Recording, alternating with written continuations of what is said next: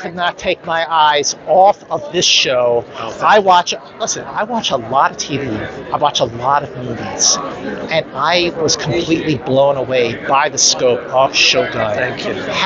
Where the hell do you start with a show like this? Well, by doing a lot of research. That's really the first foundation that I needed to create to understand what my boundaries were. So I had to learn about all the paintings of that period.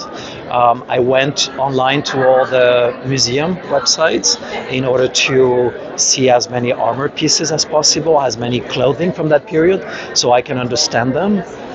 It's studying the patterns of that period because everything means something. So that was really the first thing. It's just understanding the period. And thankfully we were supported and guided by historians, experts. I was able to speak with the daughter of Mr. Kurosawa, who's actually a costume designer in Japan. And so she guided me throughout this process, and that was really very helpful.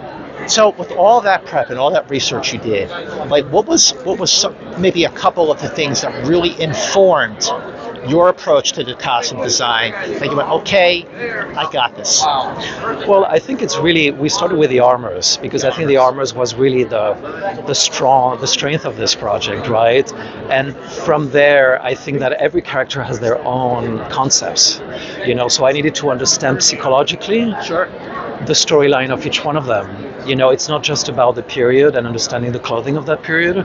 It's also, as a costume designer, you need to understand the spiritual, emotional aspect of all these characters and their journey throughout the 10 episodes. It's a very loosey-goosey premiere. Yes. It's okay. It's okay. No problem. No. This is great. This is our Japanese producer. I know that. She can get away with anything.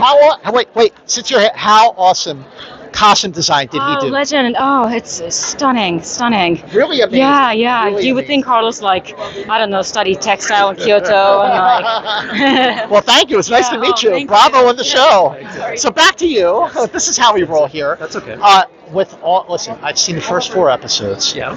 And again, I felt like I was watching a movie. It was so cinematic. Thank you. It's very cinematic. It's so epic. I agree. So what would you say, with all the work you did on this series, was the biggest challenge for you?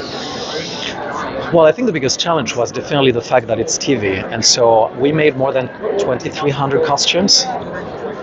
And TV goes very fast. It's not 10 episodes, it's 10 movies.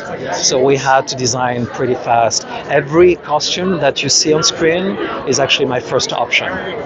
I wasn't able to have a backup. I wasn't able to dress the actors in a second outfit. If there was something that I didn't like, everything that you see is my first option.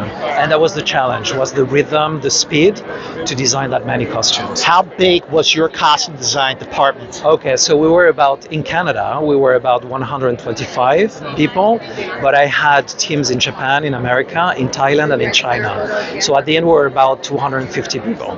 That's as epic as the show itself. It's amazing. I mean, it's a treat for a costume designer.